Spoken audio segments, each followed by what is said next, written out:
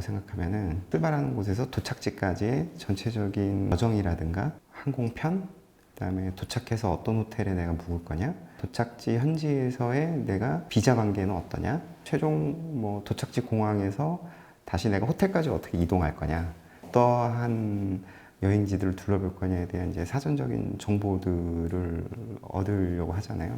요즘은 인터넷을 통해서 많이 알아보시기도 하지만 여행이 지금처럼 많이 자유화되기 이전에는 뭐 여행사를 통해서 뭐 패키지 여행이라든가 이런 것들을 우리가 많이 다녔지 않습니까? 그런 것처럼 국제물류라는 건 국가 간의 출발지에서의 어떤 제품의 어떠한 비용으로 얼마만의 운송 기간을 거쳐서 수입자가 원하는 도착지까지 운송을 할 거냐에 대한 하나의 이제 숙제가 주어지는 거거든요. 과정에서 발생될 수 있는 예측 불가능한 상황들을, 그러니까 물건을 보내는 수출자와 수입자가 일어날 수 있는 모든 상황들을 다 예측할 수 있는 건 아니거든요. 사전에 미리 준비하고 자문을 받아서 안정된 어떤 준비 과정을 거쳐서 아무런 문제 없이 최종 납기 기일까지 운송을 완수해서 최종 수입자한테까지 전달하는 것을 국제물류의 분야라고 생각할 수 있습니다. 선박을 소유하고 있는 선사, 그다음에 비행기를 소유하고 있는 회사가 항공사가 있죠. 비행기에는 사람이 타는 여객기도 있지만 화물만 전용으로 실어 나르는 화물기도 있거든요. 선사라고 하는 배를 소유하고 있는 회사들이 있는데 부산항에서 롱비치 항까지만 가는 게 아니라 수출자의 공장이 예를 들어서 뭐 경기도 화성에 있다 그러면 경기도 화성에서부터 그 화물을 포장하고 운송해서 부산 항까지 보내고 사전 수속 작업이라는 걸 또 해야 됩니다. 수출 통관이 완료된 이후에 이 제품을 수출하겠다라는 또 수출 신고를 또 관세청에 해야 되거든요. 그 화물이 배나 비행기에 선적되기 이전에 소위 선사나 항공사가 원하는 형태의 보안 수준을 사전에 점검을 하고 그것이 완료됐다라는 어떤 일정의 작업들을 또 해서 서류라든가 어떤 전자문서 형태로 선사나 항공사들에 제출을 하고 그러한 모든 것이 다 완료가 됐을 때 관세청으로부터의 수출 허가, 운송 주선인이 수출 신고, 항공사나 선사가 실제 화물을 인계했는데 신고된 거와 이상이 없는 걸로 확인이 됐다. 그래서 우리는 이 화물을 싣고 대한민국을 출발하겠다라는 또 선사나 항공사에 또 그 관세청에 또 신고하는 작업들이 이루어지거든요. 그러니까 이 세 개가 다 맞아 떨어져야 어떠한 제품이 한국을 출발할 수 있는, 해외로 갈 수 있는 사전 준비가 완료되는 거거든요. 대한민국에서만 벌어지는 게 아니라 도착지, 소위 말해서 뭐 미국이라고 하면 미국에 도착해서도 그 현지 국가가 요구하는 수준의 절차들이 있습니다. 이제 사전에 출발지에서부터 이 화물의 보안성이 확보됐다라는 작업들을 해서 미리 보내야 되는 이제 그런 일들도 있거든요. 수입 통관 절차도 거쳐야 되고요. 선사나 항공사로부터 화물을 인계받아서 그걸 또 해체하는 작업들을 하죠. 그 이후에 그 화물들을 다시 수입자가 원하는 곳까지 배송을 또 하기도 하고요. 수입자는 또 이 화물을 자기가 한국으로부터 사들여서 다시 최종 파는 마지막 소비자들한테까지 또 이걸 배송을 해야 되잖아요. 그 중간 단계 과정에서 라벨을 교체해야 되는 작업들도 또 해야 될 수도 있고요.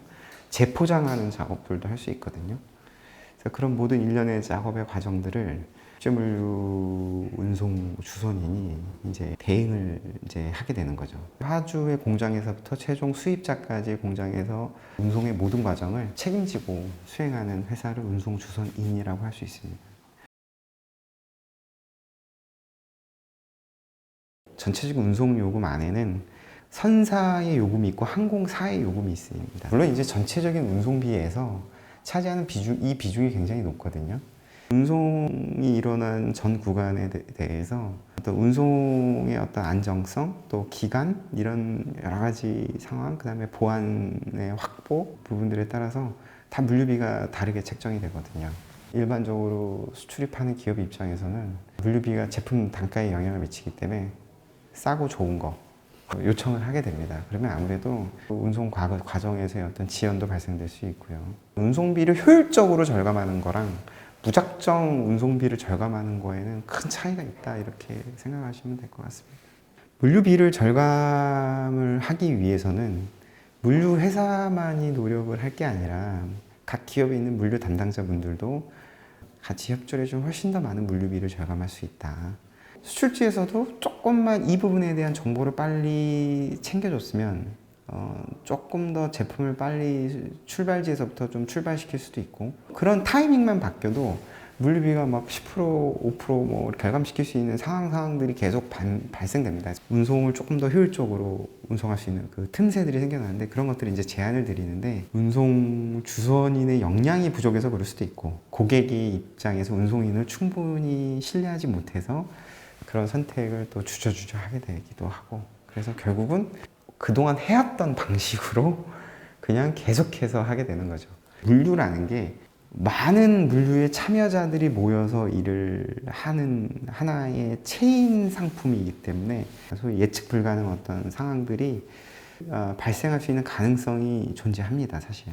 그래서 100% 무결점의 어떤 운송을 하려고 저희가 노력은 하지만, 중간중간에 예측 불가능한 상황들에 의해서 조금 지연이 되는 경우들이 발생할 수밖에 없고요. 기존에 A를 고수하고 있었는데 shipping 모드를 B로 변경하면서 인해서 두 건의 어떤 문제점이 나온다라고 하면은 그것 자체에 대한 모든 책임을 이제 물류 담당자가 지게 되는 경우들이 있거든요. 해왔던 방식에서 하면은 문제가 생겼어도 이거는 과거에 생겼던 문제랑 비슷하기 때문에 그 책임에서 좀 자유로울 수 있죠. 이게 물류 비용에 대한 효율화를 가지려면 최종적으로 이 제품을 전달하는 수입자와의 전체적인 커뮤니케이션을 통해서 그런 분위기들이 좀 조성이 된다면 좀 더 많은 물류비들을 좀 효율화시킬 수 있지 않을까라고 생각을 합니다. 또 상황에 따라서는 조금 더 많은 물류 비용을 들이더라도 안정적으로 운송을 하는 것이 가끔은 필요할 수도 있거든요. 그러니까 이러한 상황들을 적절하게 유연성 있게 적용을 시키면서 한다라면 물류비를 매우 효율적으로 관리할 수 있는 방법들이 많이 있습니다.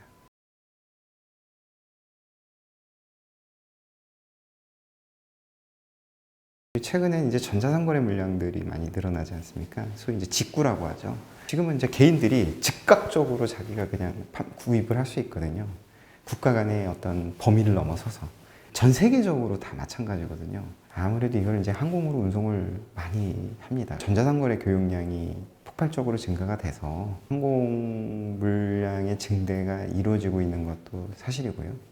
전 세계의 공급망이라는 게 생겨난 거는 수십 년 동안 제품을 만들고 조립하고 운송하고 그걸 다시 판매하고 하는 사람들 간에 어떠한 일정 부분에 암묵적이 될 수도 있고 또 계획적인 게 될 수도 있겠지만은 스케줄에 의해서 돌아가던 것들이 코로나로 인해서 전 세계의 공급망이 붕괴되고 그걸로 인해서 현재 급하게 필요로 하는 경우는 항공 화물로 운송을 해야 되는 그런 수요들이 과거 한 2년부터 해서 최근까지도 많이 생겨나고 있습니다.